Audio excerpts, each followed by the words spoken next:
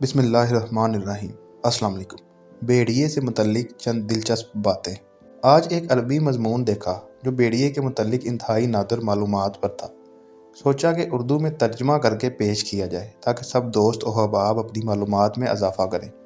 यकीनन ये मालूमात तजुर्बा की बुनियाद पर जानवरों के माहिरीन ने मुरतब की हैं। ये सब पढ़ने के बाद अपने माशरती माहौल को देखता हूँ तो दिल में ख्याल आता है कि हमने मन हैसल कौम भेड़िए की कुछ सफ़ात, बेदारी, लूट मार को बखूबी अपना रखा है। काश इंसान इसकी मुस्बत सफ़ात अपना कर अच्छा भेड़िया होने का सबूत ही पेश कर दे।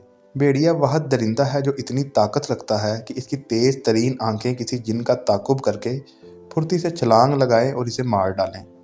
भेड़िया कभी मुर्दार नहीं खाता और ये जंगल के बादशाह का तरीका है। और ना ही भेड़िया मरहूम मोनस पर झांकता है, यानी बाकी जानवरों से बिल्कुल मुख्तलिफ है। अपनी माँ और बहन को शहवत की निगाह से देखता तक नहीं।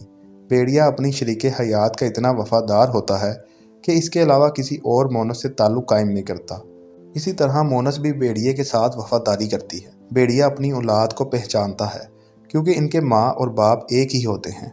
जोड़े में से अगर कोई मर जाए तो दूसरा मरने वाली जगह पर कम अज़ कम 3 माह खड़ा अफसोस करता है।